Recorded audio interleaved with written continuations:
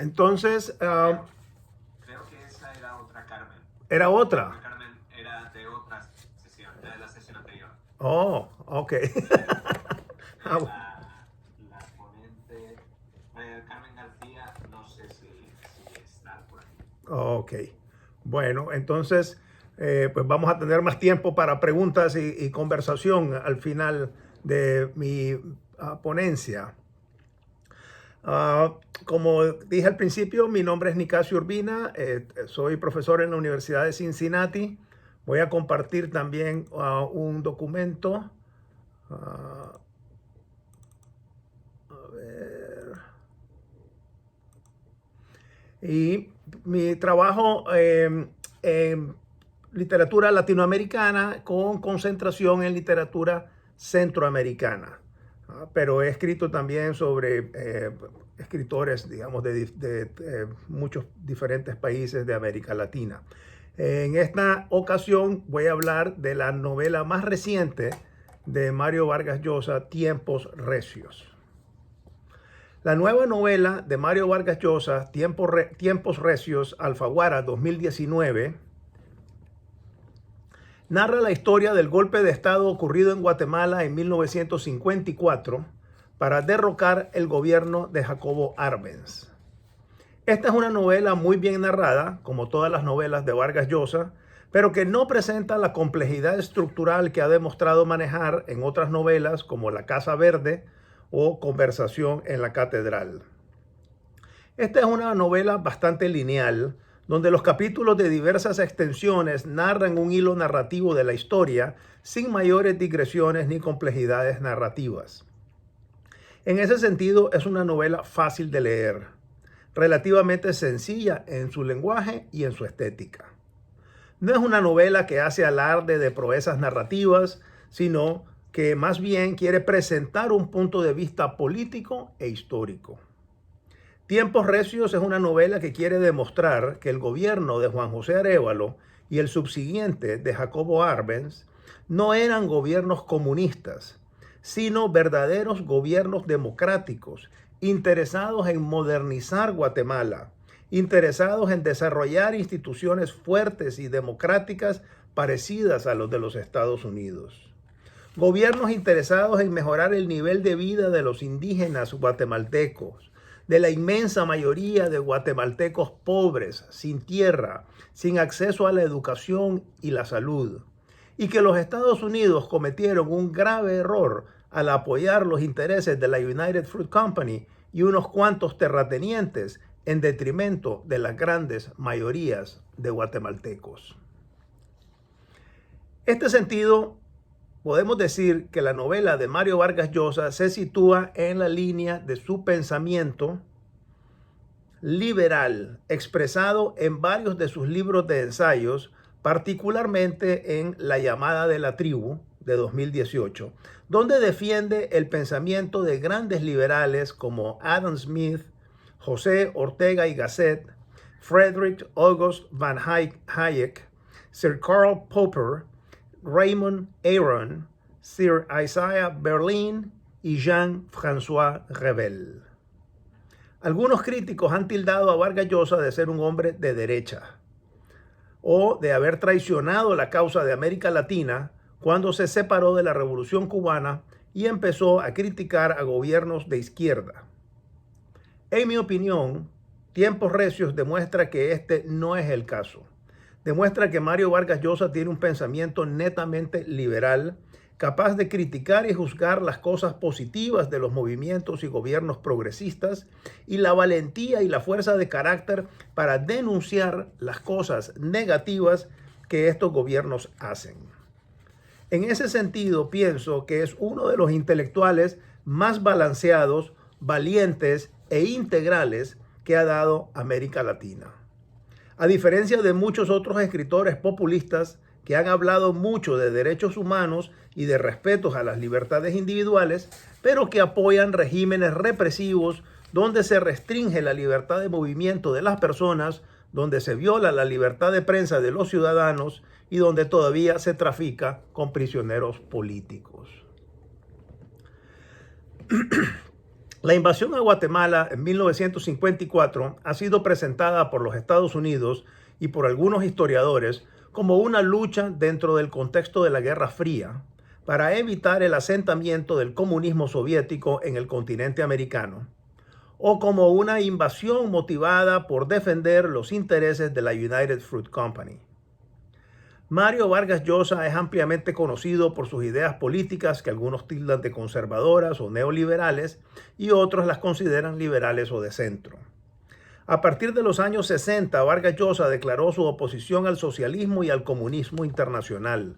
Rompió con la Revolución Cubana y desde entonces ha criticado fuertemente a Cuba, al chavismo en Venezuela, al orteguismo en Nicaragua, a Evo Morales en Bolivia y al gobierno de López Obrador en México.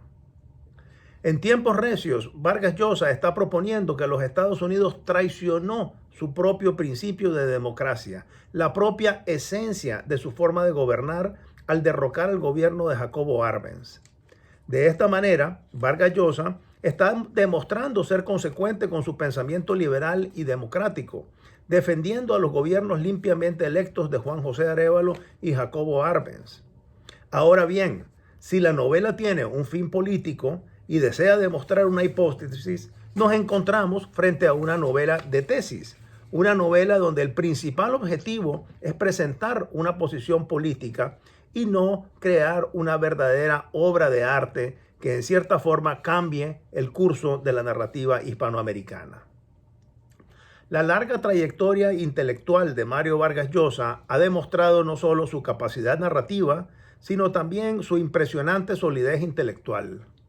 Como ha dicho Sara Castro Clarén, the artist has wrestled publicly and openly with the possibility of creating for himself an aesthetic capable of critically justifying, if not explaining, his own work and its evolution, from the socially committed novel to the satire of the victims of a racist and obscurantist system. Fin de la cita. El punto de vista autorial o la intención del autor ha sido un tema muy discutido en nuestra disciplina, con altos y bajos en diferentes momentos de la historia. Desde que Wolfgang Goethe propusiera el concepto de la intención del autor o el artista, este se ha visto desacreditado por W.K. Wimsatt y M. Bursley en su artículo de 1946, The Intentional Fallacy. No voy a discutir este largo y espinoso asunto aquí por falta de tiempo, pero voy a dejar claro que mi posición sigue el modelo propuesto por Umberto Eco en The Limit of Interpretation, donde propone el triángulo hermenéutico donde debemos considerar la intentio autoris, es decir, la intención del autor, la intentio operis, la intención de la obra, lo que está inmanente en el texto, y la intentio lectoris, la lectura que nosotros hacemos de ese texto. Es decir, no podemos basar nuestra interpretación en un solo ángulo del triángulo hermenéutico, sino que debemos considerar las tres partes para obtener una interpretación crítica del texto. En esta ponencia, yo tomo en consideración las tres intenciones como guías de mi análisis. El capítulo inicial de la novela está dedicado a la United Fruit Company y su fundador, Sam Samurai, quizás el hombre más poderoso de Centroamérica durante el siglo XX. Una figura muy controversial que controlaba puertos, ferrocarriles, inmensas plantaciones de banano y bancos, un hombre que quitaba y ponía políticos y presidentes. Esta sección narra su amistad con Edward L. Birney, a quien Samurai contrató como publicista para cambiar la imagen que la United Fruit Company tenía en los Estados Unidos y en el resto del mundo. Todo ese capítulo inicial es información histórica. Es una especie de introducción que lleva por acápite antes y es el pórtico de la novela. A continuación viene el primer capítulo donde entramos directamente en la ficción. Aquí se cuenta la historia de una mujer a quien vamos a conocer como Miss Guatemala. y cuyo nombre completo es Martita Borrero Parra. Martita es una niña relativamente normal y feliz al principio de la novela. Luego es una joven a quien el mejor amigo de su padre, Efrén García Ardiles, 28 años mayor que ella, enamora y embaraza, y con quien luego es desposada. A continuación es una mujer madura que tiene muchas relaciones con políticos y hombres poderosos, incluyendo Carlos Castillo Armas, y finalmente es una anciana que va a cerrar la novela en el último capítulo con una entrevista con el autor Mario Vargas Llosa. Este final o colofón será titulado Después, de forma que la novela empieza con un antes y termina con un después, y en medio tenemos 32 capítulos que componen la historia de la invasión norteamericana a Guatemala, la relación con Trujillo, Castillo Armas y otros personajes poderosos. La figura de Martita está basada en Gloria Bolaños Pons, aunque hay muchas diferencias entre las dos. Bolaños Pons tuvo una relación con Castillo Armas y fue candidata a alcalde de Guatemala en 1978. Tengo entendido que aún vive en Miami y se pueden leer algunas entradas de su blog del 2003 y el 2014. En otro nivel, podemos decir que la novela es la historia del abuso de los hombres a una mujer, hombres generalmente mayores, en una posición de poder, que se aprovechan de una niña en el primer caso, luego de una joven desprotegida en una situación de riesgo y finalmente de una mujer que se siente en peligro y tiene que confiar en un hombre poderoso. Es decir, que la novela se plantea dentro de esa corriente del Me Too Movement y de la denuncia de abusos de poder por parte de los hombres con fines sexuales. Podemos decir que es una novela muy contemporánea en ese sentido, muy actual. Mario Vargas Llosa trata quizás uno de los temas más discutidos e importantes en estos años que vivimos. Oscilando entre estas dos temáticas, la naturaleza de la invasión orquestada por los Estados Unidos y la CIA a Guatemala y la violencia ejercida sobre las mujeres, Vargas Llosa retrata la situación de Guatemala a mediados del siglo XX y tangencialmente la situación de República Dominicana y el dictador Rafael Leónidas Trujillo, una realidad que él conoce muy bien y que desarrolló magistralmente en su novela La Fiesta del Chivo, del año 2000. De esta forma, Vargas Llosa representa en la novela la situación de Guatemala en 1954, la lucha de poder entre el gobierno de la Revolución de Octubre, las leyes que el gobierno de Jacobo Arbenz estaba tratando de aprobar y la formación del Ejército Liberador de Carlos Castillo Armas, quien desde Honduras y apoyados por los Estados Unidos invade Guatemala, derroca al gobierno de Arbenz, pone en prisión a centenares de personas, las tortura, las asesina y obliga a centenares de personas a buscar asilo político en diferentes embajadas.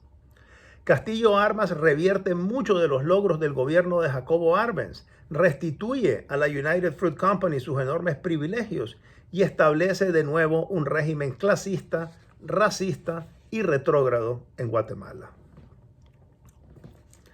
Por lo tanto, un tercer tema de la novela es el tratamiento de los hombres fuertes, la psicología del poder, la personalidad de un dictador como Rafael Leónidas Trujillo o Carlos Castillo Armas. El autor parece estar interesado en explorar el tipo de admiración que desarrollan estos personajes, de qué forma se relacionan las personas que trabajan para ellos, qué tipo de dependencia se establece entre un dictador de mano dura como Trujillo y un hombre que llegó al poder por el apoyo de los Estados Unidos como Castillo Armas, pero que no tiene el carisma ni la fuerza, ni infunde el respeto del dictador dominicano. Por otro lado, tenemos un personaje como Aves García, que de ser un pequeño e insignificante reportero hípico, llega a ser el estratega de seguridad nacional de Trujillo. Se especializa en todo tipo de torturas y logra crear un sistema de terror que permitiría a Trujillo tener total control de la situación en República Dominicana y de tener una enorme influencia en el Caribe y Centroamérica. Un personaje que aun cuando ya ha muerto Trujillo y él en fuga, se siente feliz de haber servido a un hombre como el jefe, aunque se haya bañado las manos de sangre. Esta es, por tanto, una novela muy actual que incide en los temas que afectan a América Latina en esta atribulada segunda década del siglo XXI. Como muchas novelas de América Latina, el poder juega un papel importantísimo en tiempos recios. Ya hemos hablado del poder de la United Fruit Company en Centroamérica y el interés de Samurai por mantener esa hegemonía. El hecho que Samurai haya tenido que contratar a una compañía publicitaria para mejorar la imagen que tenía en los Estados Unidos nos remite al tema de las relaciones públicas y la enorme importancia que tiene la forma del mensaje y la semiótica de la representación. La United Fruit Company tenía muy mala reputación en los Estados Unidos.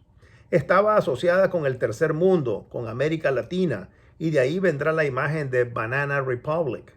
Vemos aquí pues el clasismo y el racismo imperante en la época, pero también vemos la forma en que la publicidad puede cambiar esa percepción. De forma que con los mensajes apropiados, en pocos años, la United Fruit Company se convierte en una compañía apetecible para los inversionistas norteamericanos. Es posible lavar la percepción, cambiar la forma en que se perciben las cosas dependiendo de lo que una persona hábil en mercadeo pueda aportar. Samurai es una figura legendaria y tristemente recordada en Centroamérica. Sirvió también de inspiración al personaje de 100 años de soledad, Mr. Brown. En tiempos recios leemos, cita, a lo largo de sus viajes, Samurai había descubierto el banano en las selvas de Centroamérica y con una intuición feliz del provecho comercial que podía sacar de aquella fruta, comenzó a llevarla en lanchas a Nueva Orleans y otras ciudades norteamericanas. Fin de la cita. De esta forma es que se origina el maravilloso negocio del banano como producto de exportación, lo que va a ser el meollo de la tragedia de Guatemala en 1954 y muchos países centroamericanos a lo largo del siglo XX. Al principio de la novela tenemos una descripción muy acertada de la Guatemala de la primera mitad del siglo XX. Una ciudad capital muy conservadora, oscura, donde la gente viste de negro. La Guatemala de Jorge Ubico Castañeda, donde los emigrantes son vistos con desprecio y se cree mucho en los apellidos y los abolengos. En ese ambiente empieza la historia de Martita. Hay descripciones muy interesantes de las reuniones que se daban en la casa de su padre, que reflejan muy bien este ambiente provinciano y conservador. A estas reuniones asistían los amigos del doctor Borrero a jugar rocambor y comentar la vida política y social de Guatemala. Luego tenemos la infaltable fiesta de 15 años en 1949, cuando finalmente el padre se dio cuenta que Martita estaba embarazada. Es de imaginarse que el embarazo de una joven de sociedad que asistía a un colegio tan conservador como el Colegio Belga Guatemalteco. Cierre su micrófono, por favor. Causó un gran escándalo y tribulación. El padre, por supuesto, necesitaba saber quién había sido el malhechor, pero Martita se rehusaba a revelarlo hasta que finalmente aceptó que había sido el doctor Efrén García Ardiles. Cito, este es un hombre apuesto, de ojos claros y larga cabellera, que solía reírse llamando a los invitados cavernícolas paranoicos. Fin de la cita. El doctor García era un hombre de 28 años mayor que ella, amigo de su padre, liberal de ideas y por quien Martita había desarrollado cierta admiración. Claramente estamos ante un caso de abuso sexual de una joven que todavía no está en edad de consentir. Martita todavía no era mayor de edad y el texto nos dice, cito, Martita no había tenido pretendientes, ni siquiera parecía interesada, como las otras chicas de su edad, en mariposear con los jovencitos, entregada como estaba a sus estudios. Fin de la cita. La reacción del padre de Martita fue la de cualquier padre en esas circunstancias: exigir que el doctor García se casara con Martita. Fue una boda muy triste, rápida, en un pueblo perdido en las afueras de Chichicastenango, y el padre de Martita juró no volver a verla en la vida. Johnny Aves García es el otro personaje central de la novela. Un periodista dominicano de tercera categoría que llega a ser jefe de seguridad de la dictadura de Trujillo y se convierte en un hombre poderoso y muy cruel. Johnny va a desarrollar una relación con Martita, relación un tanto extraña como todas las de Martita. Aves García es un personaje sucio, tanto en su apariencia como en su proceder. Gordo, siempre sudoroso, Johnny es un personaje repelente. Sexualmente se le representa como un hombre que no tiene grandes habilidades, pero sí un gusto desmedido por practicar sexo oral con prostitutas. Después del asesinato de Castillo Armas, se trasladó a El Salvador, sacó a Martita de Guatemala y la violó en la primera noche en El Salvador. Esta es entonces la imagen que nos presenta María Vargas Llosa del asesino involucrado en la muerte de Castillo Armas en Guatemala. De El Salvador, Aves lleva a Martita a República Dominicana, donde ella empieza a trabajar en un programa de radio cuyas ideas anticomunistas le gustan mucho a Leonidas Trujillo.